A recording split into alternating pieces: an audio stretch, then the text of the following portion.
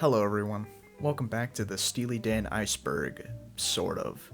This video isn't necessarily a continuation of the last two parts, but I highly recommend that you watch them before watching this one if you haven't already, since this one expands on and may spoil some stuff from the other parts. Think of it as more of a bonus video rather than a part 3.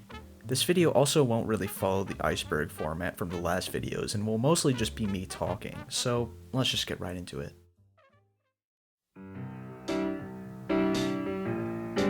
To start off this video, I'm going to go more in depth about the pre-Dan demos. In part 1, I only really mentioned their origins as demos created by Fagen and Becker during their tenure as staff writers in the Brill Building, with Kenny Vance of Jay and the Americans taking some of them and selling them off to some shady record companies during the early 80s. However, there's a lot more about them that I didn't explain. For starters, a good handful of these demos contained lead vocals by a man named Keith Thomas rather than Fagen or Becker. Thomas was supposedly the lead singer of Demian, which was the band that Denny Dias had before Donald and Walter took it over and turned it into Steely Dan. There really isn't that much else known about Keith Thomas besides that. In this very short Reddit thread from a year ago, one person says that Thomas is their uncle who, after leaving Demian, pursued comedy and is now retired. Another person says that he can be found as Keith Lamel Thomas on AllMusic. He is credited for 3 different bootlegs of the demos along with a few Broadway productions, but there really isn't concrete evidence to show that Keith Lamel Thomas and Keith Thomas are one and the same. Another interesting aspect about these pre-Dan demos is that there was a good amount taken from them that would eventually be reused in the future. The most obvious examples would be those that would eventually be recorded with a full band and put on the Dan's albums, which are Brooklyn, Barrytown, Parker's Band, Charlie Freak, Any World, and The Caves of Altamira. A tiny bit of the lyrics from these demos are also reused for future songs, such as the Hooters and the Hats mentioned in Ida Lee being recycled for Josie, and the line Groped in the Dark from A Horse in Town being found again in the song Blues Beach. The last thing of note is the frequent amount of typos that the releases of these demos have. Most common are the mislabeling of songs, such as The Caves of Altamira sometimes being titled as Android Warehouse or Undecided, which are 3 totally different songs, and Barrytown sometimes being misspelled as Berrytown, as in the fruit. These albums sometimes also like to spell Fagen's last name with an A instead of an E. Quite possibly the most ridiculous releases of these demos are the Hits You Missed Volumes 1 and 2, which I based the thumbnail and title of this video on. The cover actually looks like it was done in Microsoft Paint with the Arial font, which doesn't pair well with the art that was stolen from DeviantArt user Bob Solo. The funniest part is that the artist is listed as Donald Walter of Steely Dan, which just goes to show how bad people can mess up in the pursuit of money. Speaking of demos, there's quite a lot I want to talk about in regard to different demos and outtakes from some of the albums. First up are the Kitty Lied outtakes. Besides the demos of the songs that appeared on the release version, there are a few of these that piqued my interest. Mr. Sam, Funky Driver, Black Cow, and I Got the News. Mr. Sam is a song which is about the titular character who is said to be loosely based on the main character of the novella Being There by Jerzy Kosinski. It was likely also going to be included in the Royal Scam, but it couldn't be used because of its dull sound, the reason for which I will talk about soon. Mr. Sam don't look so good no more. I never seen him cry out loud before. Funky Driver is an instrumental piece and is sometimes mislabeled as Gully Water.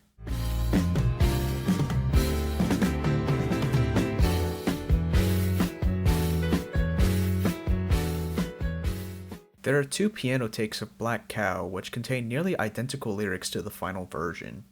In the corner of my eye, I saw you and Rudy's. You were very high. You were high. It was a crying disgrace. They saw your face. The most interesting of all of these demos, to me at least, is I Got the News. This version of the song has only a few lyrics which are similar to the final cut, and the way it sounds is almost totally different. Gary's on the phone with the lizard and she tells him that she's looking to move. Daddy is a round millionaire, but they're nervous and they can't find a groove. While we're on the topic of Katy Lied, I would like to go on a brief tangent about its production, and a bit about the production of Steely Dan albums in general. As noted by Denny Dias' reflection about the album titled Katy and the Gremlin, the recording of Katy Lied was relatively smooth, however it was during the mixing process where problems arose. They were using the new at the time DBX noise reduction system, which unfortunately caused a glitch in the tapes that made the mixes sound, quote, dull and lifeless, and is still reflected somewhat in the final product.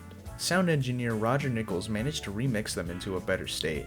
Nichols was an incredibly important part in the production of Dan albums since, to quote this comment from the first part, he was able to work the studio like an instrument. This actually ties into a mistake that I made in that part where I said that a lack of reverb was one of the aspects that gave Steely Dan its high fidelity. However, reverb was something that they used on occasion, and the thing that they didn't use was equalization. This is because they were able to get the sound they wanted without that sort of after treatment, and Nichols is primarily to thank for that. A good bit of the way that Steely Dan sounds is made due in part to the manual effects that Nichols utilized, and it's quite apparent in Katy Lied. In Daddy Don't Live in That New York City No More, Nichols uses a manual phasing technique instead of a digital phaser effect for the lead vocals, and in Bad Sneakers, the drum bash that happens on occasion during the guitar solo in the right channel sounds the way it does because of a compressor that he used. It is also worth noting that Nichols engineered every single Steely Dan album up to Everything Must Go, during the production of which he was not rehired when it resumed after the 9/11 terrorist attacks. Anyway, back to Katy Lied. When it came time to master the album for vinyl, Nichols up and left the mastering facility because some of the aspects of the master tape simply couldn't be transferred to vinyl. The most problematic part was the recording of cymbals with condenser microphones that were close to them, which made the album far too fast for a turntable needle to track. The effort to press Katy Lied into an average vinyl record became so strenuous that literally nobody wanted to work on it anymore, which left Dias and later Walter Becker to produce the final version that we know today.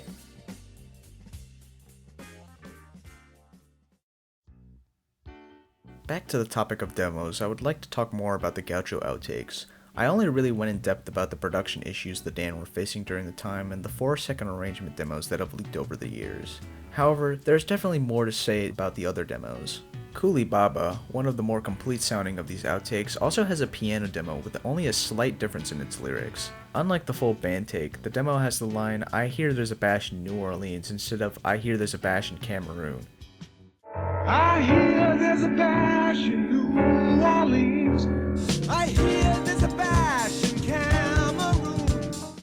The demos and outtakes of the songs that appear on the final release are also quite intriguing. Babylon Sisters is a piano demo, which lacks finalized lyrics for the bridge after the second chorus, and the song also has an outtake which is near the final version but contains more horns.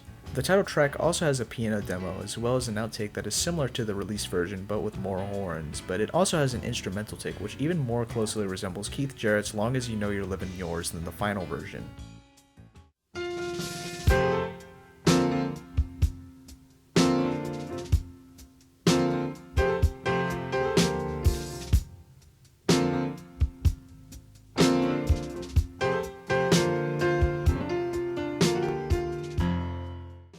For time out of mind, I only really talked about the outtake which contained the studio chatter that brought you the infamous line, "I jerk off enough at home," but it also has a work in progress version. This take is mostly bare bones, but features much louder bass and Michael McDonald backing vocals, as well as some different guitar playing during the instrumental break.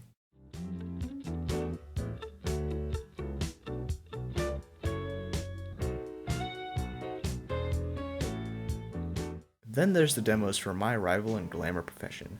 Some say that they are just demos, and others say that they are work-in-progress tapes meant for session musicians to listen to before the session. These demos contain keyboard sections that are close to their final counterparts, but also feature poor-quality drum tracks by Wendell. Wendell was a drum machine created by Roger Nichols specifically for the production of Gaucho due to Fagen and Becker wanting to use drum sequencing in order to make the drum tracks in the songs it was used on sound perfect. An odd thing to note about the Lost Gaucho is the lack of leaked outtakes for the album's big hit, Hey 19, with the closest thing available being the basic track. This was actually going to be a part of a cut entry for part 2, in which I explained a theory which said that Third World Man was always going to be on the album and that Hey 19 was written quickly in order to replace the deleted second arrangement, but there really wasn't much proof. It was also incredibly convoluted and seemed like too much of a stretch, and I honestly feel like I made the right call by not including this entry in the video. The last thing I want to mention about Hey 19 is its original B-side, which is a live recording of Bodhisattva from a concert at the Santa Monica Civic Auditorium in 1974.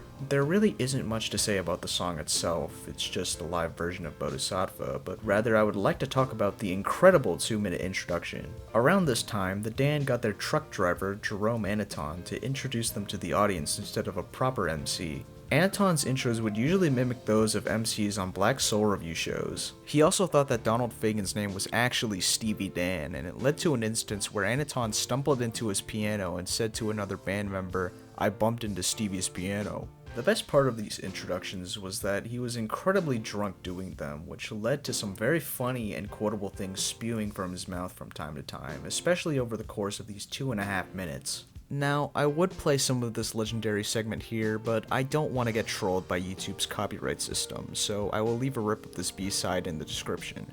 Anyway, let's move on.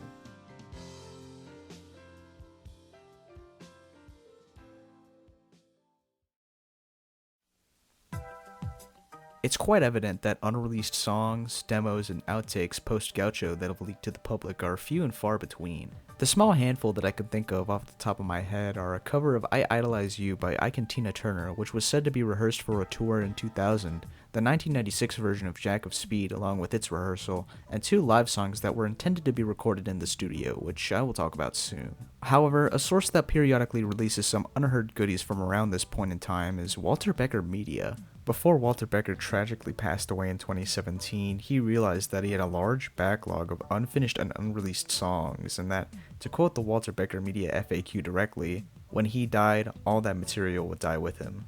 Becker then arranged with the moderator of Walter Becker Media to release some of the songs that he wanted to be heard after he passed. Ever since early 2018, Walter Becker Media has occasionally released some unheard and unseen demos, outtakes, incomplete songs, live performances, and videos.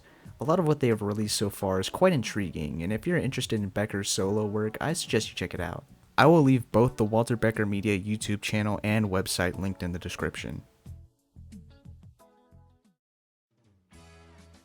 Some of the things that I only really touched upon in the previous parts were the live songs. I previously talked about the Saul 2 mobile home and mentioned the songs written for David Palmer in 1972, but not much else. Specifically, I wanted to talk about 2 songs that they played in the 90s, West Side Story and Cash Only Island. West Side Story is a song which I think is about a boy named Mickey and his experience at a diner, which, for a lack of a better term, sets his heart on fire, with it eventually becoming a forgotten memory when he becomes older. I also assume that jumping to the wet side is a metaphor for growing up.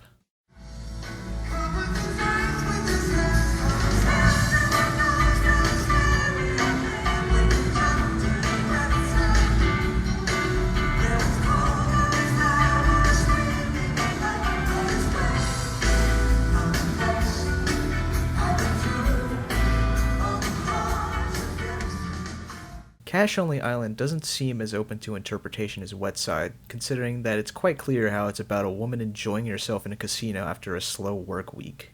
Does anybody have a right to feel this blue? Crazy beaches, till the moonlight. Cash on the island, it's a lucky night. Let's take a hayride, great hall of fun. Soon when you get me, let's show you what you want. Both songs were intended to be included on Two Against Nature, but this intent never came into fruition, and it is unknown if studio versions of these songs even exist. These songs also haven't been performed since 1996. On the other hand, the Steely Dan Show was a song that was also from this era, but further along the line, first being played in 2000, and unlike the other two, it likely was never meant for any album. It was also played on occasion up until 2006, and it hasn't been performed since then. As anyone could expect from a song titled The Steely Dan Show, written by the band Steely Dan, this is a pretty chill song which basically tells all of its listeners, whoever they are and wherever they are from, to sit down and enjoy the music. Around the sun, and let the goodness travel down. Goodbye to lonely street. You're in the catbird seat at the Steely Dan Show.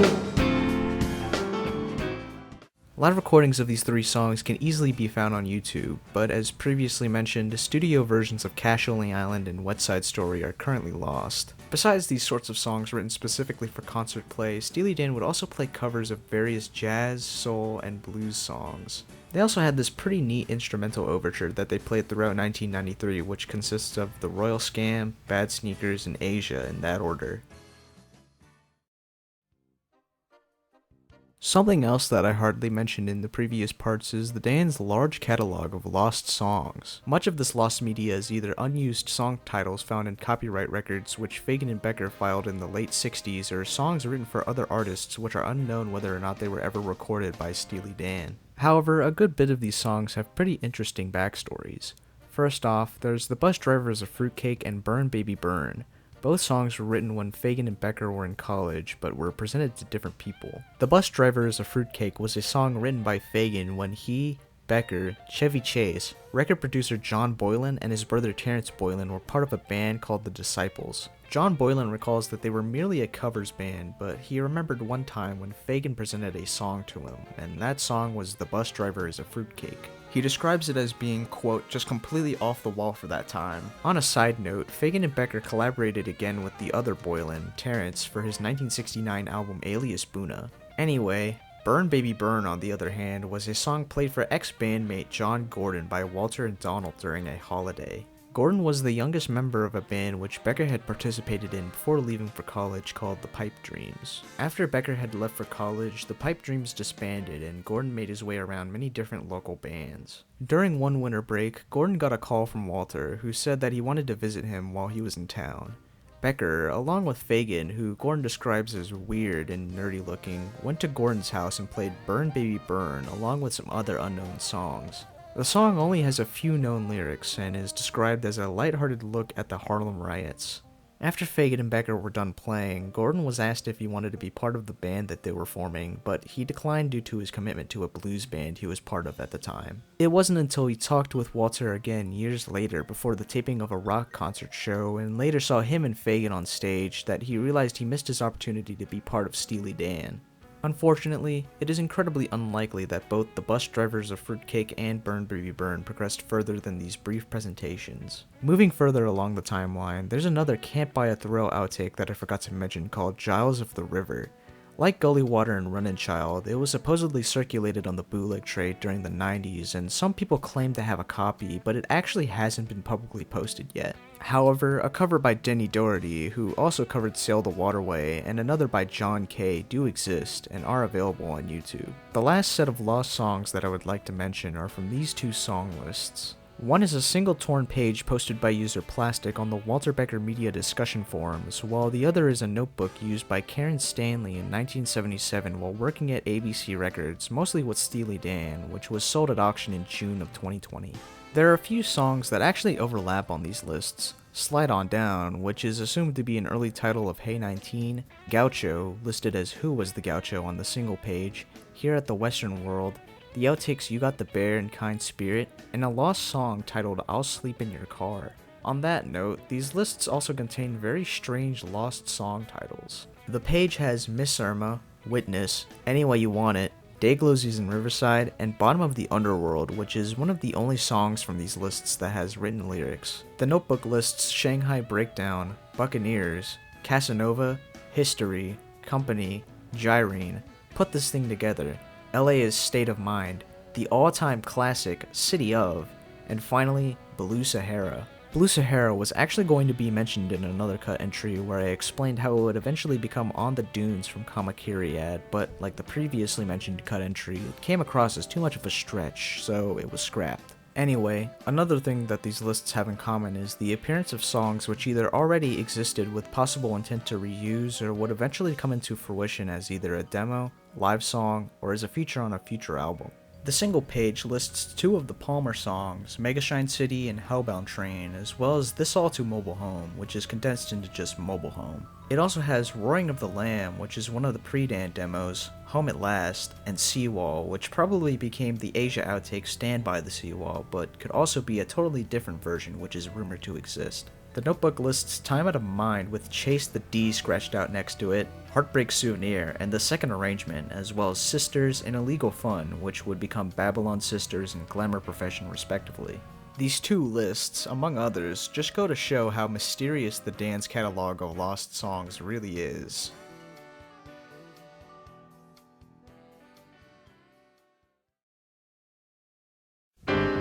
Before wrapping up the information part of this video, I'm going to talk about some miscellaneous stuff that I thought would be interesting to include here. The first thing involves a quick story. There was this one time a friend of mine who doesn't really know too much about Steely Dan asked me who Ricky of Ricky Don't Lose That Number was, and at the time, I didn't know the answer. Now, I'm here to finally answer this question. After a few minutes of searching, I found out that Ricky is actually a woman that Donald had a crush on in college, specifically writer and poet Ricky DeCornet. The story goes that Fagen and DeCornet had met at a college party, and Fagen gave her his number even though she was married at the time. DeCornet was left fascinated by Fagen and was tempted to call him, but she ended up not doing so. Another thing that I want to mention about a song is the line, "There ain't nothing in Chicago for a monkey woman to do" from Your Gold Teeth. This isn't Steely Dan being racist or anything like that, no, it's actually a line pulled almost directly from the Count Basie song, Going to Chicago Blues.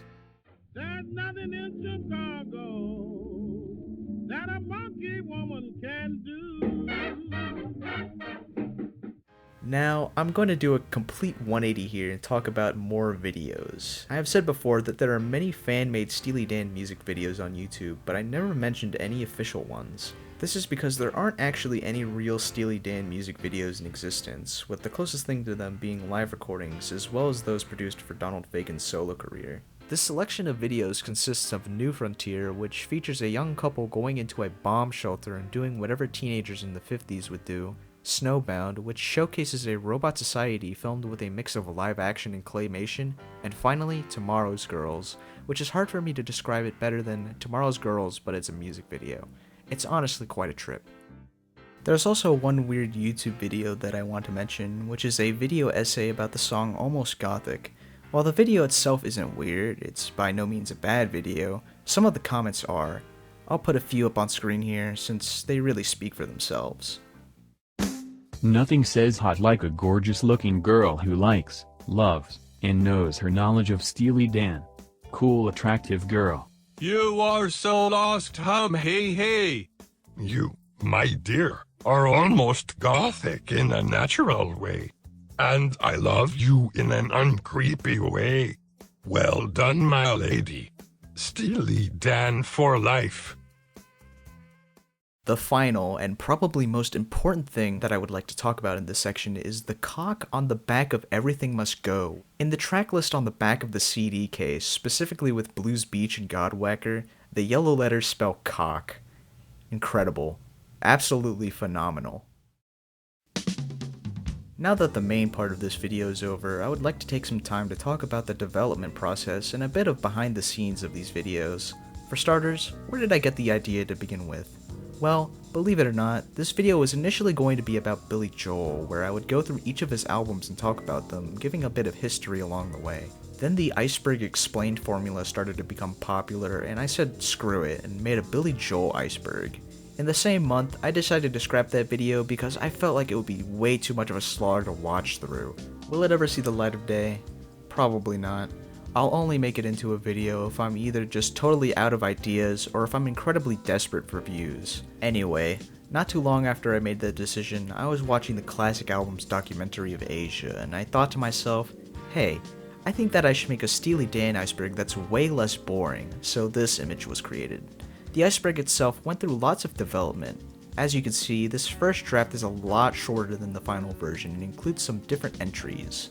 Looking back, some of these entries tread the same ground, such as the 7 guitar solos of Peg that I mentioned in the Classic Albums entry being found again as its own entry in the same layer. After some time of thinking, I decided to extend the Iceberg, and it became this draft. You can really tell when this one was made because it has the entry Peg Post status, which is a meme from the Steely Dan Circle Jerk subreddit that was relevant for like 2 weeks in January. By the time I was wrapping up production for part 1, the final iceberg began to take shape. It was basically finished by the next month since I had learned some new information from various sources. This new info replaced some ambiguous entries that would only take 1 or 2 sentences to explain, such as the Countdown to Ecstasy title track, which is only mentioned once on the Dan and Blue book, and the bus driver is a fruitcake as its own entry. They also replaced some joke entries that weren't very funny, like Discord notification sound in Haitian divorce and Bodhisattva is banned in Buddhist countries. In terms of visuals, a good handful of images were made specifically for this video by me. For example, some of these album covers. This pretty lazy cover for the Royal Scam Outtakes and Demos, Live in Texas 1972, John Cone, Bale of Hay, and maybe a few others. For anyone who wants them, I will leave a Google Drive folder with every image I made for these videos in the description. Now, you may be asking, where did you get all this weird lost stuff, like the John Cone audio, the 8th peg guitar solo, and the Steely Dan reel footage? Well, let's just say that I found them in a box in my uncle's garage. But he isn't this guy though. That's actually me. I drew this self-portrait one day and I thought it was pretty funny, so I put it in the video. Maybe the real uncle that works at Steely Dan was the friends we made along the way. Well, that was the end of the Steely Dan Iceberg. I hope you've enjoyed this half-third part, and just like the other videos, please correct me in the comments if I got anything wrong here, or suggest anything you would like me to talk about in the future. I would really like to thank all of my viewers and subscribers. The support from you, the viewers, is what keeps me going sometimes, and I really have to thank you for that.